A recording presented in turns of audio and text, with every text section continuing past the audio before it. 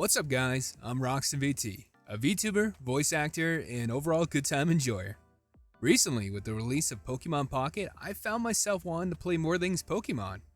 From doing a Professor Oak's challenge for Legends Arceus to playing Soul Link Nuzlocke with my buddies, I'm finding myself all in on Pokemon again, and this time, I decided to take a crack at Pokemon's trading card game through TCG Live and then in person. I quickly realized that there was a lot more to the game than what is presented in the Pocket format for the phone. I was getting absolutely crushed by other players online in the quick match option and decided that I needed to study, so I watched a bunch of YouTube content on how to play the game, hoping I could quickly learn, as even though I didn't really play Magic the Gathering and Yu-Gi-Oh anymore, I still had a card game background to a degree. So I was like, what's another card game? Surely I can learn this one. I found myself enjoying the game pretty fast, even as a new player. I was using the pre-built Flareon EX deck and Hisuian Zoroark deck that all players have access to, mostly because I like those Pokemon and that's what drew me to them, rather than if they're good or not in the meta, I'm not sure. It had its classic strategy of trying to utilize cards to draw what you need as fast as possible, get the good cards out there, and then win the game. But what was different from other card games for me was how health kind of works. In Magic and Yu-Gi-Oh, you have like player health, and whichever player gets to 0, they lose. In Pokemon, there's prize cards. Each player has 6 prize cards that comes from cards in their deck, and the first player to pick up all 6 of their prize cards wins the game. And you get prize cards through knocking out your opponent's Pokemon. And sometimes you get more than one or less depending on card effects, what kind of Pokemon it is, and some items in the game. It's pretty interesting. Needless to say, I was having a lot of fun with the game. You got digital cards in it just from playing through the game's Battle Pass system, which was completely free.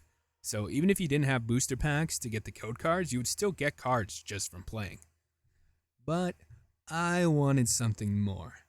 I wanted that sweet feeling of opening up a pack of that cardboard crack in hopes of pulling something wicked sick or highly sought after.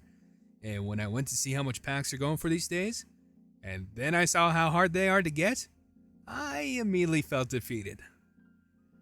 I'm not made of money. In fact, I'm mostly just a bunch of shading and different layers put together to create a virtual avatar.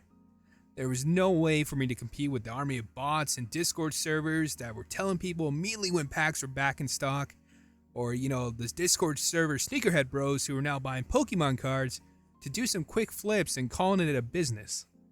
It felt impossible to get cards in real life.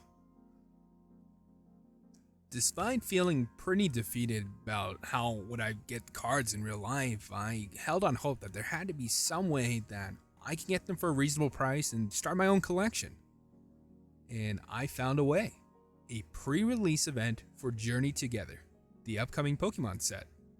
And if this video is out on time, it's still not out yet. And there's still some pre-release events, so keep that in mind. It was the perfect opportunity.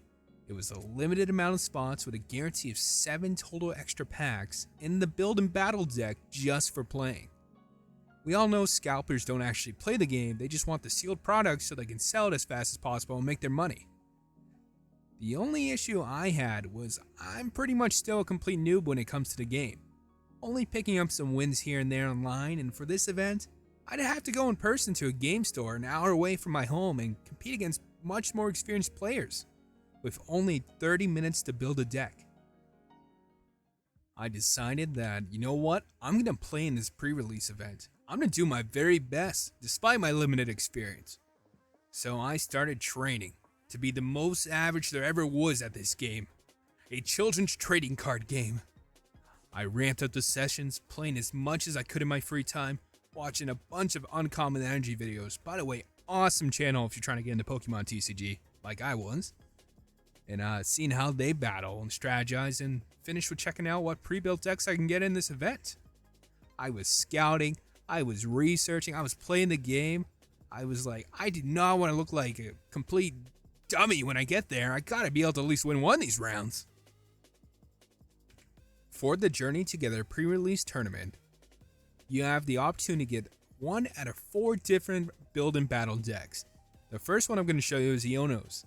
Iono's pre-built or build battle deck, whatever you want to call it, is built around her Kilowattrel's ability to discard a card and draw until you have 6 cards. Now, if you have Levincia Stadium in play, once per turn for either player, you can take 2 basic electric energy cards from the discard pile and put them back into your hand. And now, if you're lucky enough to get a Belly Bolt EX from your booster packs, oh boy, you're cooking. Belly Bolt's ability allows you as often as you want to attach electric energy from your hand to any of Iono's Pokemon. Using these 3 cards, you have awesome synergy of discarding your electric energies to draw up to 6 cards, and then getting those energies back and attaching them to any of Iono's Pokemon as long as you have Belly Bolt in play. This can lead to some serious fast ramp and big attacks coming out very quickly. But once again, you have to pull Belly Bolt because I'm pretty sure there's no chance for it to be included with Iono's build and battle deck. You have a couple booster packs, I believe 4. So, best of luck to you and hope you get it if you get Iono's pre-built. The second build and battle deck that we're going to look at is Lily's deck, which is centered around evolving her Cutiefly into a Ribombee. Now, when you evolve Cutiefly into Ribombee, you may look at your opponent's hand and put any number of basic Pokemon you find there onto their bench. So not only are you playing Pokemon for them that maybe they don't want out there, you also get the info of what, oh, so that's what you got in your hand, whether it's trainer cards or items that maybe you gotta kind of watch out for. This leads to a lot of interesting situations where you can fill their bench with those Pokemon they don't want out there and derail their plans and kind of buy yourself some time. Now, if you pull Lily's Clefairy EX, now this is where it starts cooking. Lily's Clefairy EX ability makes Dragon Pokemon weak to Psychic, which is cool, but its 2 energy attack Full Moon Rondo does 20 damage and 20 more for each benched Pokemon, yours and your opponent's. So the basic strategy for this deck is going to be hopefully playing Lily's Comfey. I hope I'm saying that right. Let me see if I get on the screen. There you go. Play Lily's Comfey early. Use Flower Invitation to fill your bench with basic Lily's Pokemon, which means you can get, Cutiefly out there, Clefairy out there. Not sure what else other Pokemon she has, but I'm sure there's more. And then use the Ribombee to fill up your opponent's bench. Get Clefairy into the active zone, get 2 energy on Clefairy, and start swinging for big damage.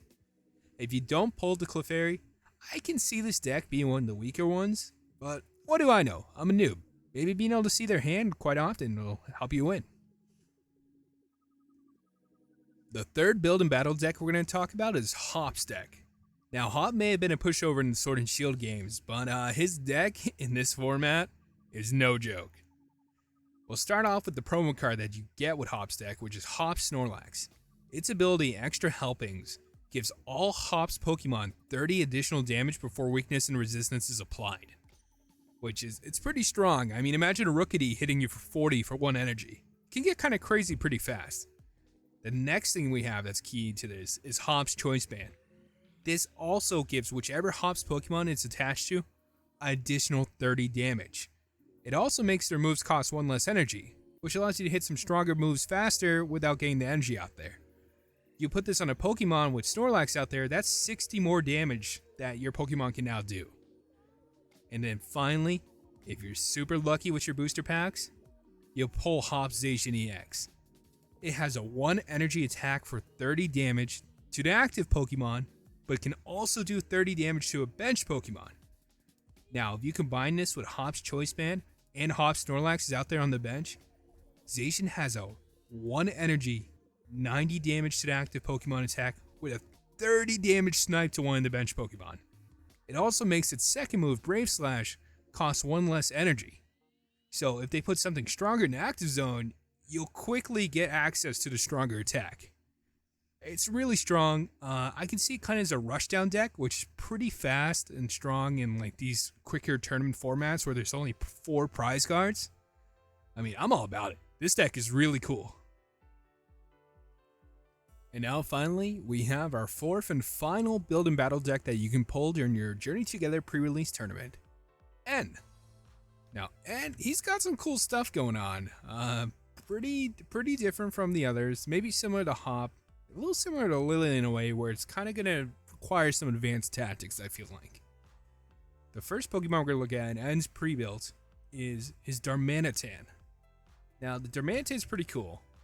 Its first attack, it allows you, for 2 energy, to do Backdraft, which is 30 times the amount of energy cards in your opponent's discard pile. This can kind of be a counter to Iono. If she has too many energies in there because she's taking 2 every turn and using the discard and stuff with, the stadium in play, Backdraft's going to do a lot more damage. And then its second attack, Flame Body Cannon, he discards all of his energy to deal 90 damage to an active Pokemon and 90 damage to a Pokemon on your opponent's bench.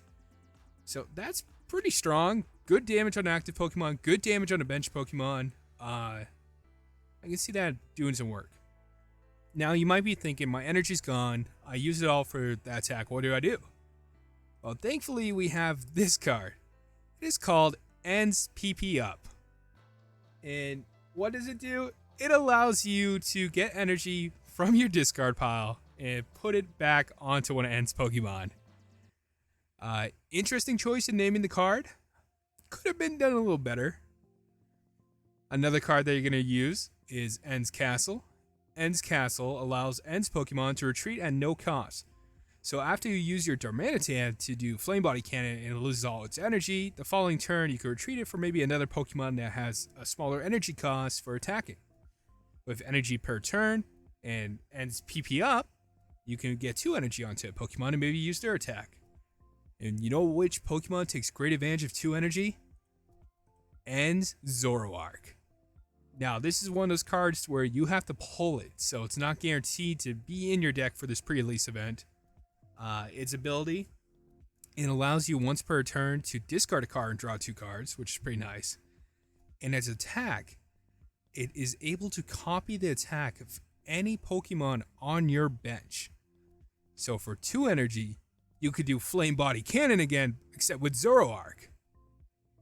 And that's pretty awesome. So I could definitely see Zoroark getting a lot of play if it's pulled. Even if you don't get N's pre-built deck, I mean, there might be some decks worth using Zoroark during your pre-release tournament. Really cool deck. This is one of the few cards where I'm super interested in using later in like a standard format once it's the official release of Cheering Together. So we went over all the build and battle decks that you might pull, the rest being the luck of the boosters that you get. Hopefully you get some good hits or you get some cards that you can use in the tournament. Wishing the best for you. Here's how my pre-release experience went. I hopped in my car, drove to the venue while listening to the Pokemon TCG FAQ playlist to make sure I knew as much as possible about the different status effects and rules of the game before I arrived. I was locked in, no music, just Pokemon TCG tips through my car's audio system.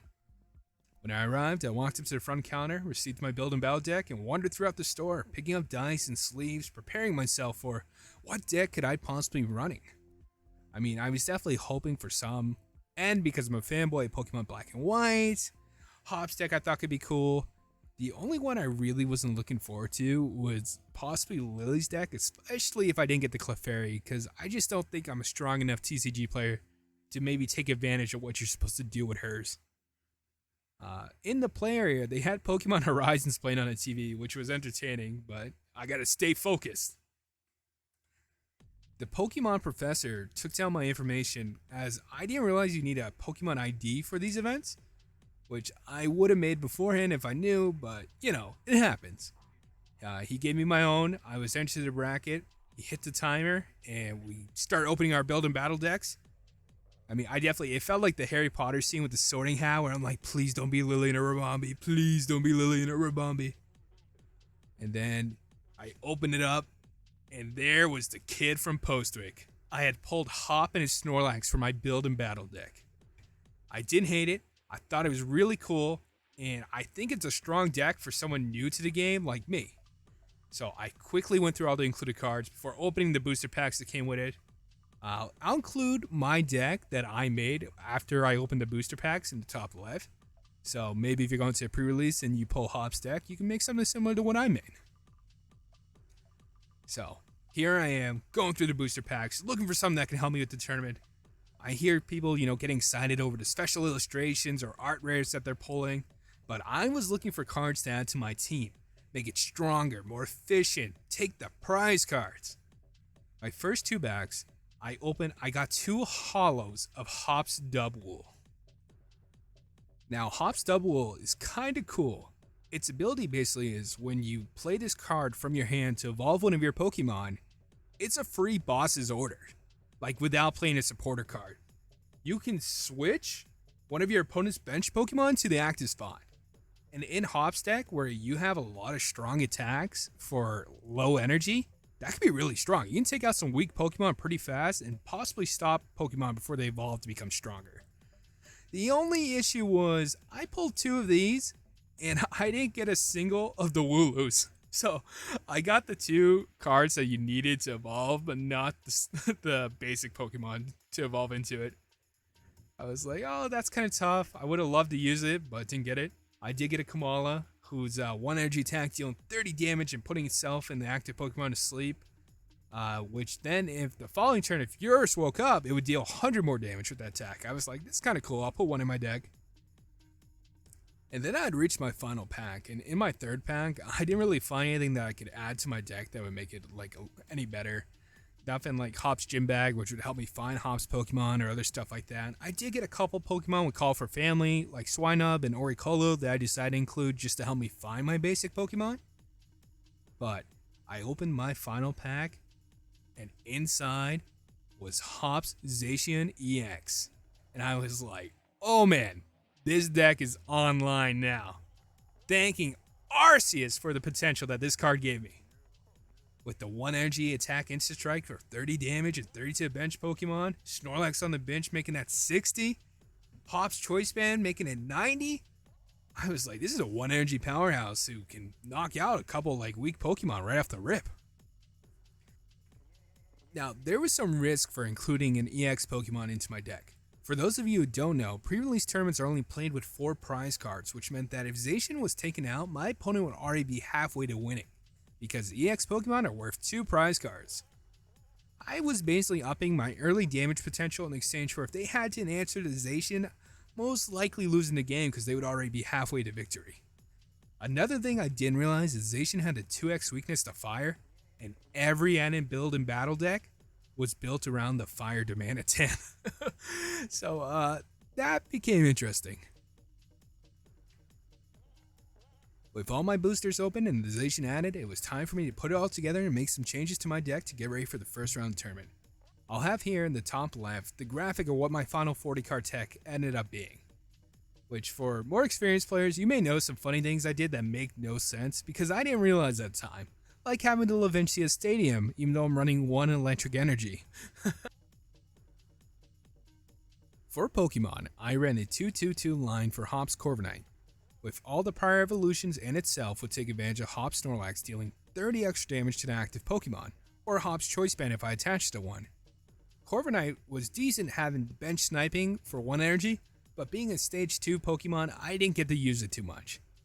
I also ran a 2-2 of Noivern in its line, which honestly might have been a sleeper MVP of my tournament run, with its ability Tuning Echo, allowing me to use its attack Panic Howl that hits for 110 and Confuse for free, as long as I had the same number of cards in my hand as my opponent.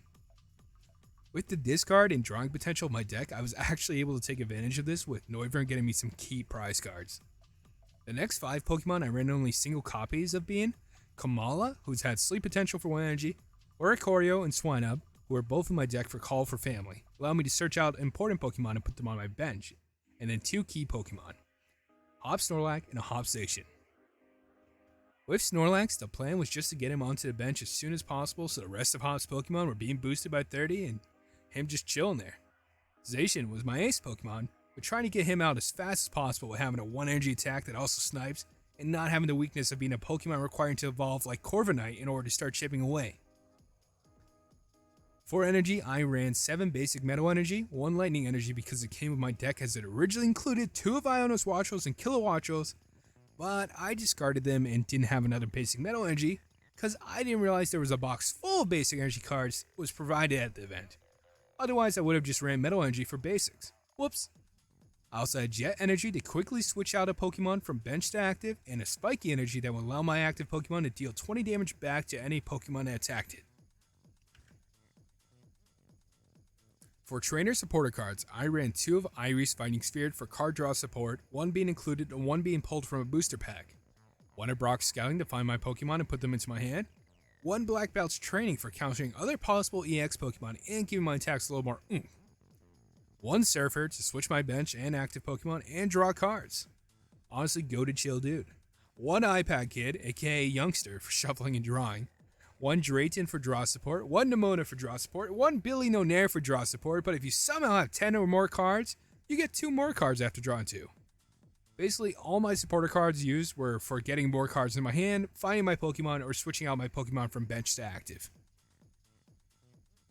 For items, I had 1 Ultra Ball for Pokemon searching, 1 Buddy Buddy Poffin for searching for basic Pokemon with low HP, and immediately putting them on the bench, 1 Earthen Vessel to search for basic energy, which with 1/4 of my deck being some form of energy, I wasn't worried too much about having it, especially with the low energy cost of most of my Pokemon.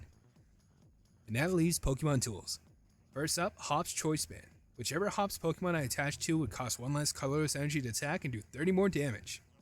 Awesome card, wish I pulled more. Also had Technical Machine Evolution just for evolving my bench Pokemon. The goal was usually to put it on Swinub, Oricolo, or Kamala if possible to start evolving my Pokemon on the bench ASAP. And then we had my biggest blunder of the deck, Levincia Stadium, which allowed 1 turn each player's turn to retrieve 2 basic electric energy cards from their discard pile.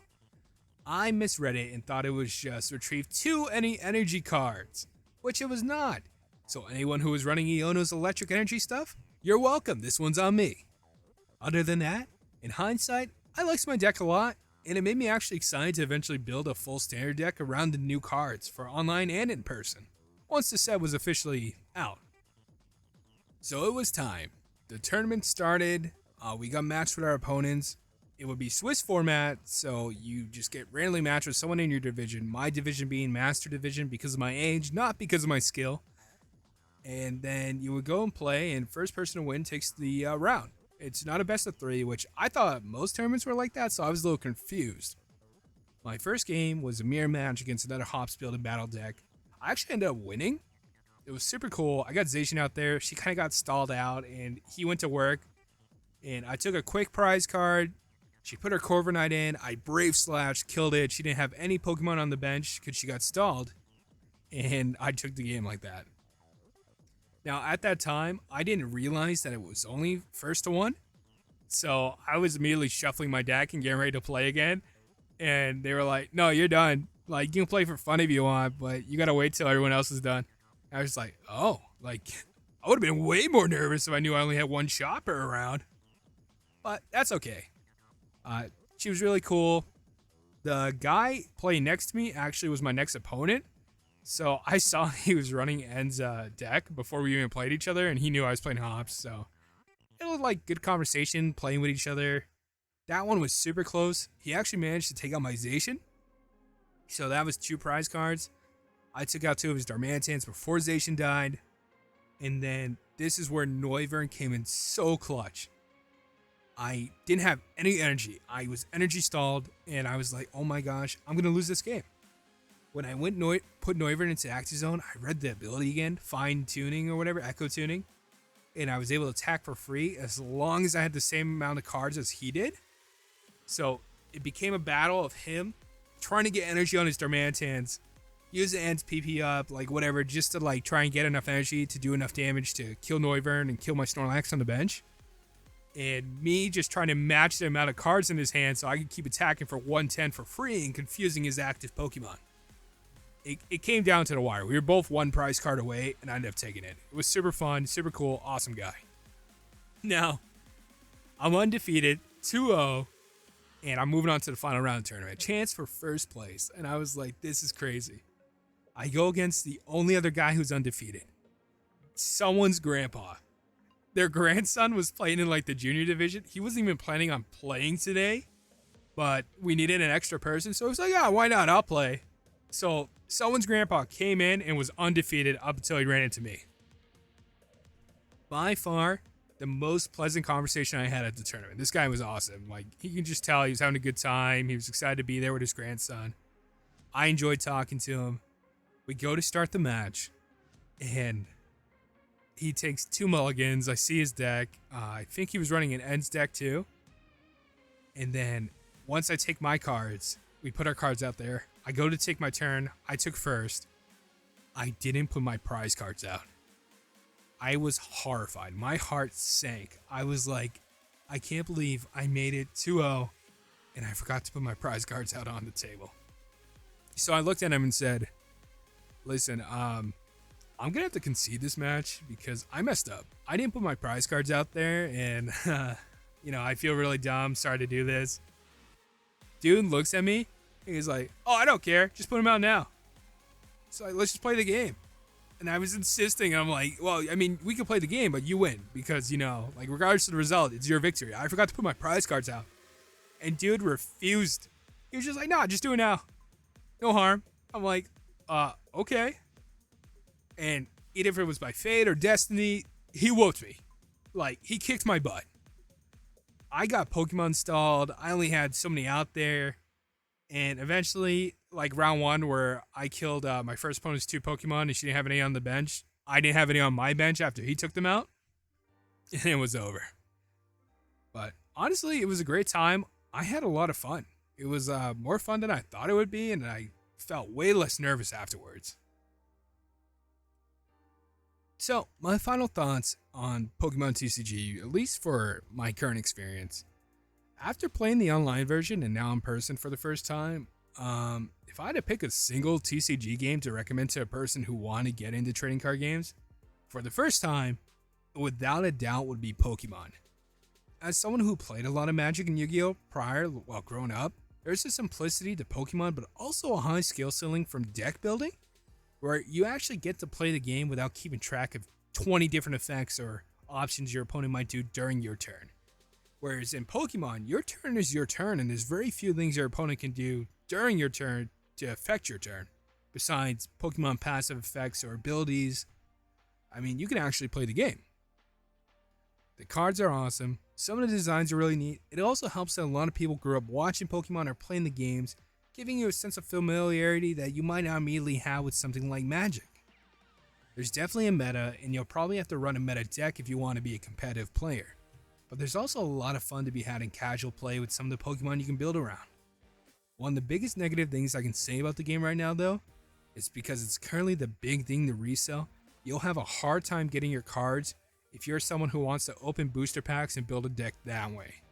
You'll have to stick to singles for a while, at least till the scalpers find the next big thing or the market cools down, which some players might not want to do. They might not have decks in mind or want to just buy the singles. They might want to just build something from what they open.